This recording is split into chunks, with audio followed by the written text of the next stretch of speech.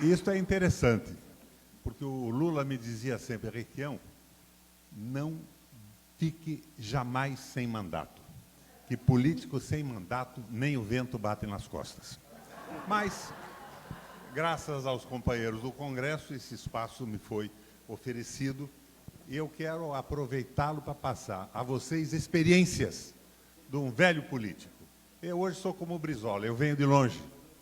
Eu vivi muita coisa nesse processo político de amadurecimento e no processo civilizatório do Brasil. Eu participei de movimentos como o movimento pela Petrobras, o Petróleo é Nosso, e até fora do Brasil, da famosa Revolução da Juventude Francesa em 68. Sobre isso, pretendo fazer algumas referências. Mas o fundamental é irmos na linha que nos colocou o nosso representante da EPET. Nós estamos aqui porque estamos insatisfeitos com a realidade, Estrela. Mas para modificar uma realidade, nós precisamos conhecê-la em profundidade. Senão nós vamos tropeçar em acidentes, em armadilhas, em narrativas que não têm nada a ver com o fundamento das coisas que nós estamos vivendo nesse momento. Essa luta é antiga, muito antiga. Ela é bíblica. Mateus 6:24. Não podeis servir a dois senhores, a Deus e a Mamon. Mamon, bíblico. Mamon é singela e simplesmente uma palavra em hebraico que significa dinheiro. Não é nem outro Deus, nem é o diabo. É grana, é dinheiro. Não se pode servir a dois senhores. Não se pode servir ao povo e ao dinheiro. Essa luta é bíblica. Quando eu comecei a minha carreira universitária, com aquela garra dos meninos do Brizola, do Glauber, eu ia para os comícios na periferia de Curitiba, em regiões invadidas, e tentava mostrar àquela gente o que estava na essência acontecendo, e eu dizia mais ou menos o seguinte: companheiros, um tronco partido por um raio na beira de uma estrada é apenas um lenho abandonado, um tronco à beira da estrada lançado e jogado.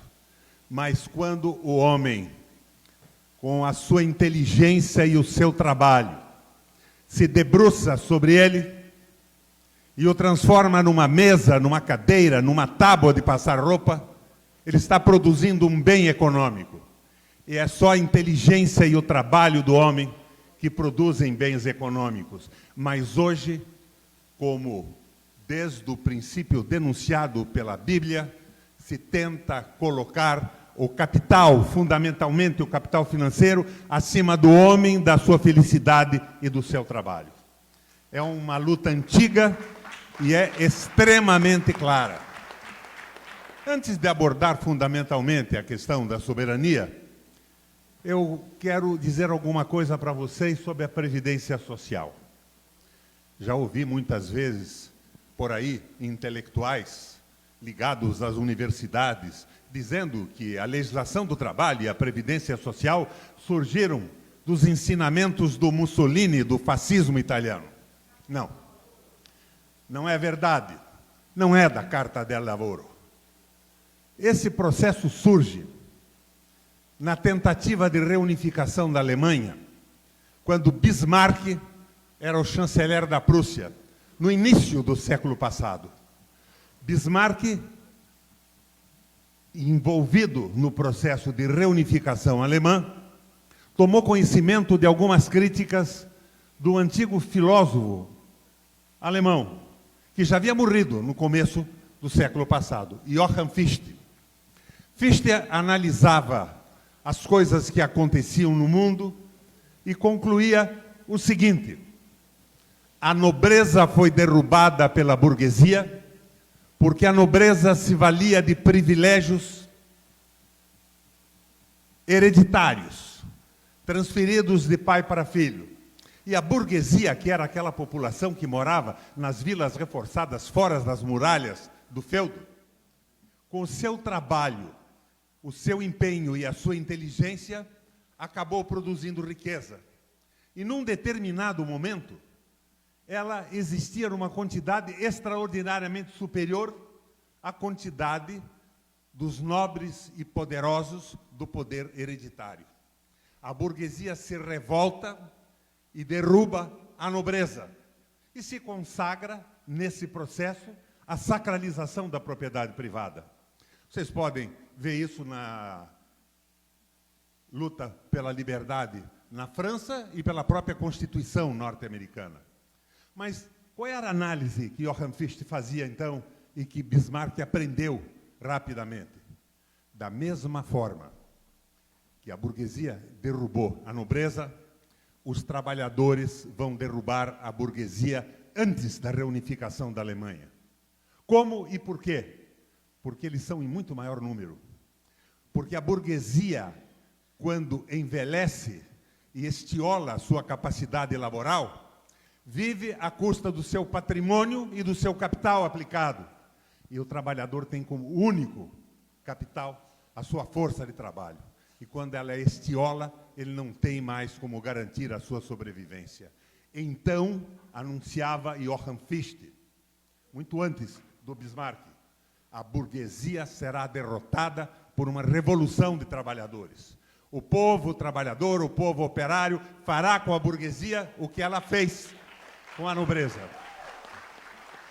Bismarck capta esse ensinamento e diz o seguinte: não, na minha tentativa de reunificação da Alemanha, que acabou acontecendo, isso não vai acontecer. Não vai acontecer porque eu estou criando a previdência para os trabalhadores. Eles, quando a sua força de trabalho estiolar pela idade, terão uma previdência suportada por capital do empregador, do trabalhador, gerenciado pelo Estado. Aí surge o primeiro movimento contracíclico para evitar uma revolução de trabalhadores. Minha gente, até isso o retrocesso brasileiro pretende exterminar. Até a possibilidade de aposentadoria de um trabalhador que tem como seu único capital a sua própria força de trabalho. Nós estamos vivendo esta situação de retrocesso de uma forma fantástica e é preciso que entendamos isso. Mais recentemente, a Rússia realiza a revolução comunista que vai de vento em popa. Todo o poder aos sovietes, Glauber. Os trabalhadores comandando o processo de administração do Estado. E o nazismo na Alemanha acaba em função da sua derrota na Grande Guerra. No entanto, num determinado momento, por crises internas, que nós não vamos discutir nesta noite, o comunismo soviético alui e desaba. Quando o comunismo soviético estava forte, ele amedrontava os capitalistas da Europa inteira. E este medo de que o comunismo se alastrasse levou à criação do que hoje nós conhecemos como a social-democracia. As mulheres conquistam o direito ao voto, os trabalhadores as suas leis, as minorias passam a ser respeitadas, a natureza passa a ser considerada um bem da humanidade e não um instrumento a ser apropriado para o lucro imediato de alguns poderosos investidores, entre aspas. Mas a Rússia alui, primeiro com a glasnost, que é o deserto, e posteriormente com a reconstrução, que é a perestroika, que levou a Rússia de hoje, que vocês, como eu, conhecem muito bem. Neste momento, o capital europeu, que tinha sido colocado contra as cordas pelo medo do comunismo soviético, vai à revanche. Vamos retomar tudo aquilo que demos. Vamos fazer valer a força do capital. E aí surge o liberalismo econômico.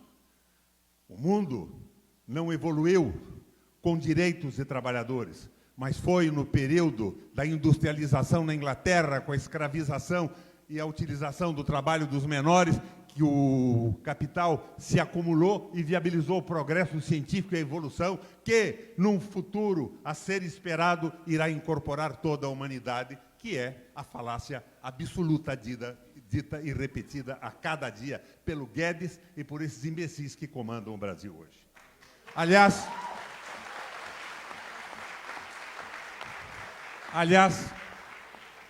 na frente da soberania, nós temos insistido que o problema básico não é a crítica ao Bolsonaro. O Bolsonaro não é nada. É um peão nesta mesa. É produto da desmoralização da política. É produto da insistente campanha dos meios de comunicação e da conversão de alguns pastores de igrejas evangélicas fundamentalistas. O Bolsonaro é um animador de picadeiro que diverte o Brasil com as suas asneiras. Diverte, do italiano divertere, que significa desviar do que importa. Mas o capital se reorganiza com o fim do comunismo na União Soviética e essa reorganização se suporta em 3 apoios. Primeiro apoio, a precarização dos estados, com a magnificação dos bancos centrais. Os presidentes da República, os chefes de Estado, quaisquer que seja a organização interna de cada um, passam a ser mandaletes do capital para reprimir a população que estava em vias de perder direitos conquistados. E o Banco Central, na mão do capital financeiro, fundamentalmente, passa a ser o verdadeiro governante. Segundo ponto de apoio, esse nós conhecemos sobejamente no Brasil hoje. É a precarização do parlamento, com a financiarização das campanhas eleitorais, o capital financiando campanhas caríssimas com televisão, rádio, artifícios, guerra ideológica híbrida, e os parlamentares e os executivos eleitos. Depois da eleição, em sua grande maioria, claro que temos as exceções que estão, inclusive, presentes aqui nessa reunião e bem representadas, passam os parlamentares a obedecer como mandaletes, como diria o Brizola, mandaletes do capital financeiro, sem nenhum compromisso com o programa dos seus partidos ou com o discurso eleitoral. Na Câmara de Vereador, nas Assembleias Legislativas e na Câmara e no Congresso Nacional, Senado e Câmara Federal. Se desmoraliza completamente esse processo e o capital passa a administrar em seu favor e não em favor da população. E não se pode servir a 2 senhores, a Deus e a Mamon. Terceiro ponto de apoio é a precarização do parlamento. Não. Terceiro ponto de apoio é a precarização do trabalho. O fim de todas as garantias no Brasil da CLT, das aposentadorias, a dificuldade para o funcionamento dos sindicatos e a precarização do trabalho faz com que se estabeleça um tripé de domínio praticamente absoluto sobre um país. É isso que está acontecendo no Brasil. O liberalismo econômico e a reação do capital às conquistas que o Brasil conheceu nos últimos anos, os anos do PT, é preciso que se reconheça isso sem nenhuma preocupação, que foi a incorporação de milhões de trabalhadores no mercado de consumo e no mercado de trabalho, universidades, acesso ao transporte aeronáutico, escolas abertas e tudo o que nós sabemos de extraordinariamente positivo passa a ser objeto de uma modificação através de um projeto que chamava-se Ponte para o Futuro. Se não me engano, escrito por financistas ligados a bancos, ao capital financeiro, é um tal de Marcos Coimbra, ou Márcio Coimbra, do INSPER de São Paulo. Marcos Lisboa, do INSPER de São Paulo. Bom, esse projeto dizia o seguinte: Brasil vai ser o celeiro do mundo. O Brasil não precisa se industrializar, embora o Brasil tenha tido um processo de industrialização fantástico até na mão dos militares. Em 80, nós tínhamos uma produção industrial superior ao dos famosos tigres asiáticos. Tailândia, Malásia, Coreia do Sul e China.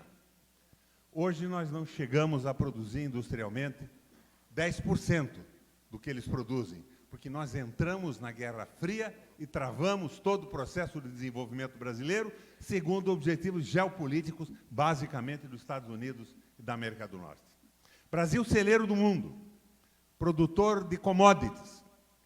Commodities são produtos agrícolas não elaborados e minerais não elaborados.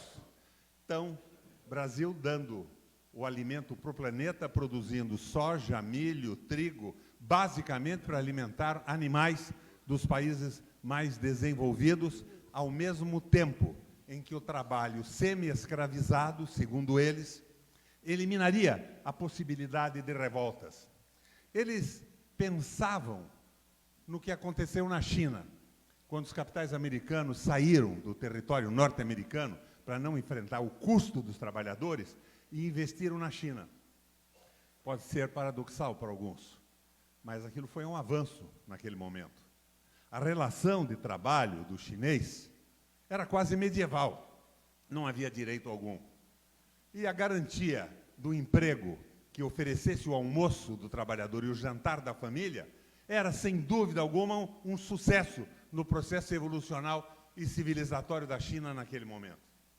No Brasil, eles fizeram a mesma coisa, imaginando que, com o fim da legislação do trabalho e dos sindicatos, não haveria mais a possibilidade de um trabalhador se organizar e se levantar, porque ele teria diante dele, a cada momento, o pavor de perder o emprego. Aqui não. Nós conhecemos a CLT do Getúlio Vargas. Nós conhecemos todos os avanços dos trabalhadores no mundo ocidental. Aqui não. Nos últimos 13 anos de governo do PT, o trabalhador conheceu a inclusão, viajou de avião, os filhos puderam frequentar escolas. E eu não estou justificando erros da economia, porque eu fui oposição ao Joaquim Levy e ao Meirelles no Congresso Nacional, de uma forma muito clara e extremamente dura no governo do Lula e no governo da Dilma.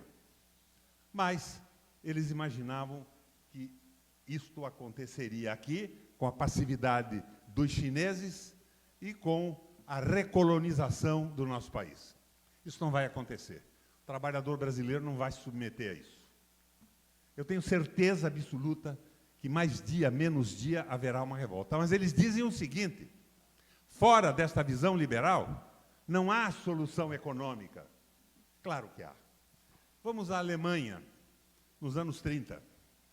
Em 23, um economista que chamava-se Horace Greeley Hjalmar Schacht fez uma reforma monetária na Alemanha, que mais recentemente, Estrela, foi copiada aqui pelos meninos do Itamar Franco. Ele vinculou a moeda alemã a uma cesta de cereais. E, com isso, numa semana, ele praticamente acabou com o processo inflacionário. Quando este cara, que era o economista liberal, assumiu o comando da economia alemã, ele se transformou em alemão imediatamente, esqueceu que era liberal. Primeira medida, a Alemanha estava massacrada pelo Tratado de Versalhes. Dívidas de guerra. 75%, 80% do que produzia ia para indenizações aos países vencedores da guerra que antecedeu a Grande Guerra provocada pelo Hitler no mundo. O Schacht acabou com a conversão em dólar e estabeleceu que a Alemanha só compraria de países que dela comprassem e não pagavam em moeda mais. Era escambo. Pagava a mercadoria comprada com mercadoria produzida na Alemanha. Mas, em 1930, a Alemanha continuava numa recessão e numa situação extraordinariamente caótica. Schacht assume o comando geral da economia alemã, mesmo com Hitler na presidência da República, ou nomeado pelo Hitler. Ele, então, cria a MEFO. O que era a MEFO? Uma moeda não moeda.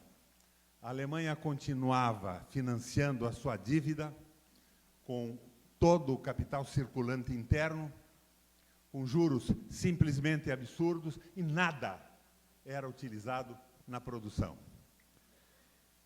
O Schacht monta um projeto de desenvolvimento de infraestrutura com grandes empresas alemãs.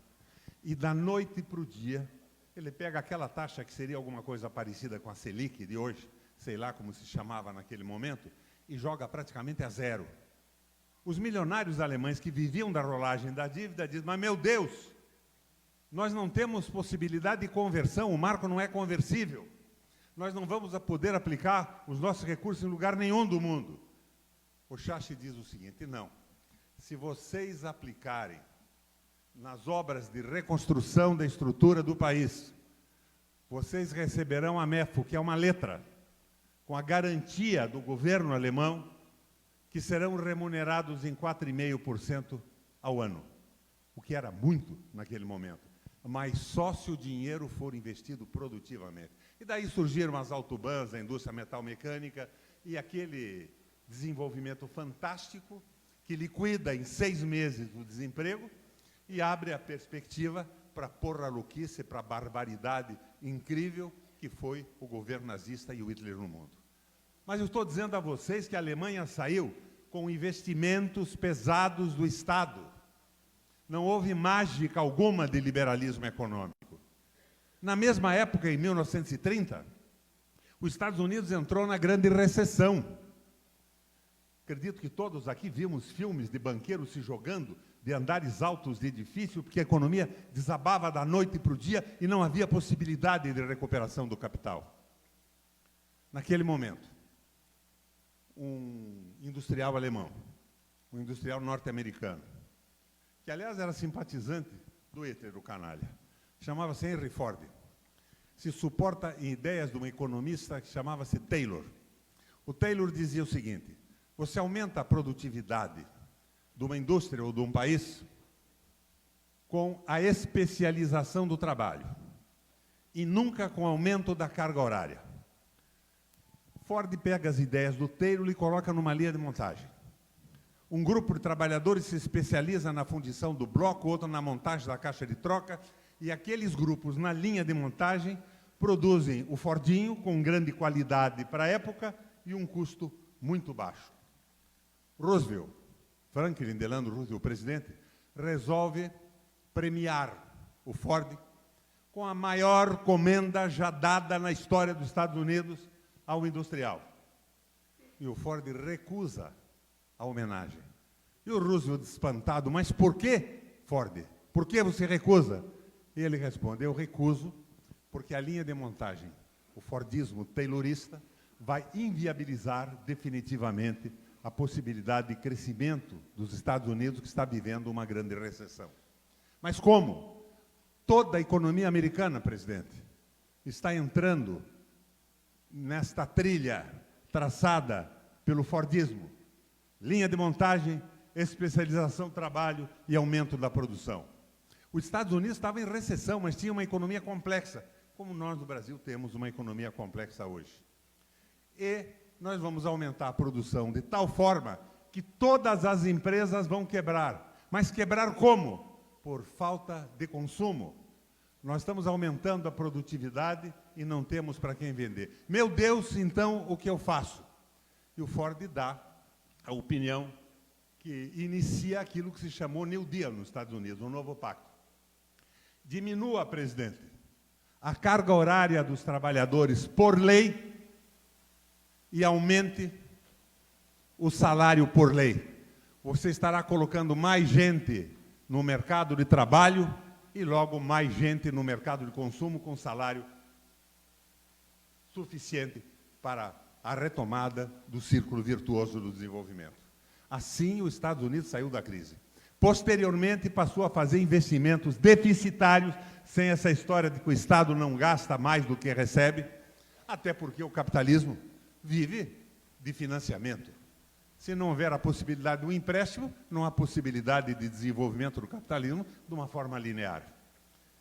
Os Estados Unidos sai da crise, monta autoridades públicas para construir portos, dragagem, hospitais, estradas e canais, e entra no círculo virtuoso do desenvolvimento, além de investimentos pesadíssimos na agricultura, na pequena, micro e média empresa do país. Mas não vamos nos aprofundar por aí. O que eu estou tentando dizer a vocês é que é claro que nós temos saída.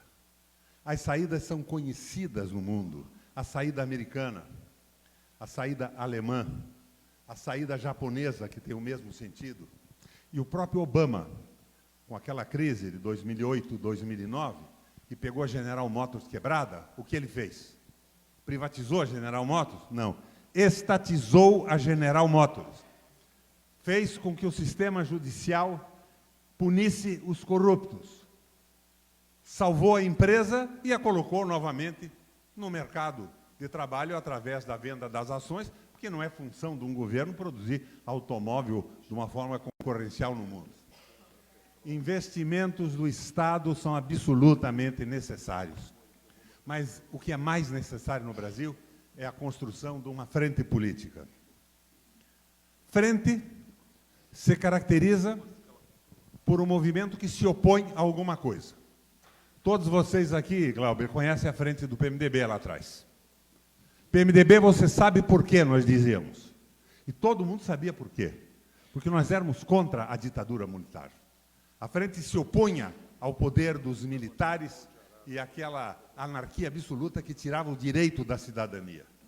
Mas a frente não se definia por projetos para a economia, para a sociedade, para a organização política. A frente conseguia, desta forma, somar uma força popular que foi suficiente para nós conseguirmos o restabelecimento das eleições diretas e da democracia no Brasil. Já partidos políticos têm outra natureza. O partido, ao contrário da frente, tem que propor alguma coisa para o município, para o Estado, para a nação, para o concerto das nações diante do Estado brasileiro. E eu hoje trago para vocês, em síntese, essa proposta. Uma grande frente política no Brasil, democrática. Mas uma frente política que não se confunda com a ampliação de espaço para o liberalismo econômico. Outro dia me convidaram para ir numa reunião em São Paulo da Frente pela Democracia, como é que é, né? Frente pela Democracia e Fórum pelo Direito. Eu não tinha roupa suficientemente elegante para participar daquele processo com o Fernando Henrique, o Rodrigues Maia e aqueles liberais todos.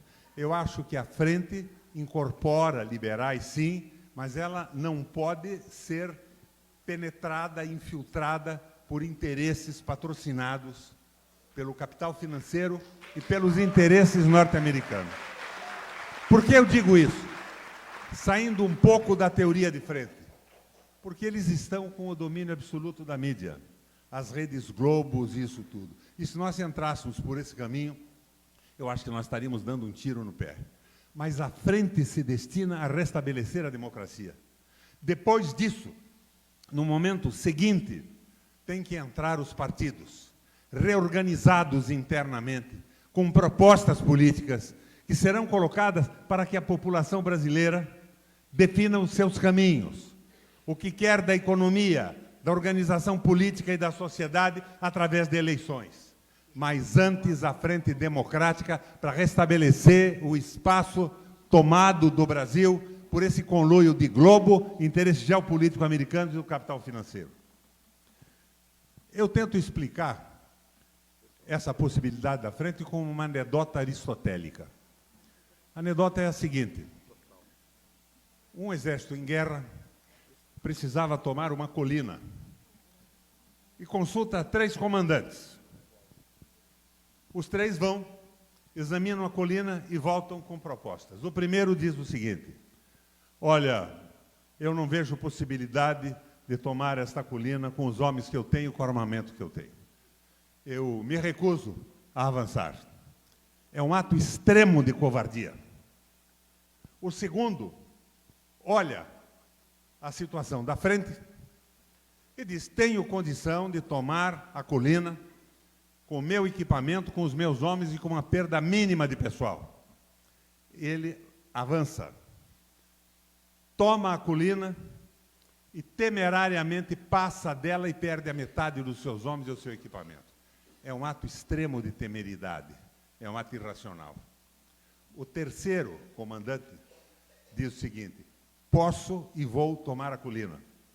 avança, toma a colina, não perde um homem, mantém o equipamento e dá condições para o Exército, a sua retaguarda, conseguir avançar com os seus projetos para a vitória coletiva que ocorre posteriormente. A nossa frente tem que tomar esse cuidado. Nós não podemos propor na frente sonhos que nós temos o que já tivemos. Eu, por exemplo, eu sou geneticamente socialista. O meu bisavô fundou o primeiro Partido Socialista do Brasil. Foi fundado no Rio de Janeiro, em São Paulo, no Rio Grande do Sul e no Paraná, no dia seguinte da proclamação da República. Era um intelectual sergipano que havia estudado com os jesuítas em Córdoba, na Argentina, e que fazia política à época no Brasil. Minha família tem seguido esse caminho. Mas eu, quando falo em frente, eu não posso pensar em colocar como objetivo principal aquilo que eu acredito que deva ser a reorganização da sociedade. Mas tem algumas coisas que são essenciais. Esta frente de São Paulo, ela queria a legalização do procedimento judicial a partir de agora. Na verdade, eles estavam querendo escapar de um membro do Ministério Público ousado, ou de um juiz porra louca, que de repente pusesse um deles na cadeia, como já pôs a metade do PT, com culpa ou sem culpa. Porque foi a manipulação do judiciário para levar o Brasil à situação que se encontra hoje, de perder petróleo, de perder água, de perder soberania, de perder direitos trabalhistas. Então, nós não podemos querer avançar tanto, mas nós não podemos admitir que essa extrema-direita do liberalismo econômico ocupe o mesmo espaço que a gente. Senão, nós poderemos estar organizando uma frente que restabelece a democracia. E outro ponto fundamental para mim é um referendo revogatório para acabar com as leis que consagraram todo este projeto entreguista do Brasil. Nós devemos continuar dizendo,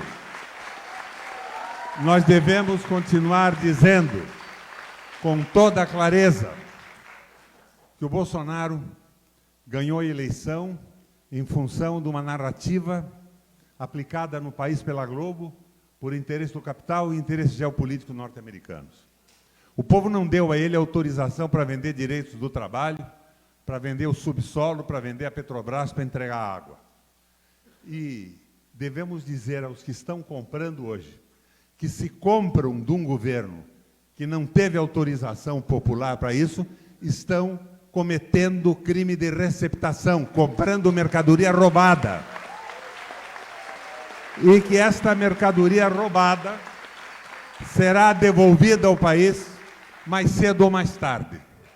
Como fez o Getúlio Vargas lá atrás, Estrela, quando acabou com as concessões dos estados sobre o subsolo, nacionalizou o subsolo e, de uma penada só, liquidou com todas as concessões estabelecidas até então. Esses são dois pontos fundamentais. E, para mim, é fundamental também, nesse processo, apesar de divergências que eu tive, de posições favoráveis durante o processo de impeachment, que vocês devem ter observado pelas notícias que percorreram o Brasil inteiro. Essa frente tem que exigir a libertação definitiva do Lula, porque ele foi manipulado. O processo foi manipulado. Não havia preocupação com a corrupção. E nós não estamos dizendo com isso que não houve roubo na Petrobras, que não houve roubo em outras estatais, mas que isto seja apurado não contra a empresa, não contra os trabalhadores e não contra o país, que não sirva de pretexto para esta invasão que nós estamos sofrendo. É o recado que, em nome da Frente de Soberania, eu queria trazer para vocês hoje. Obrigado.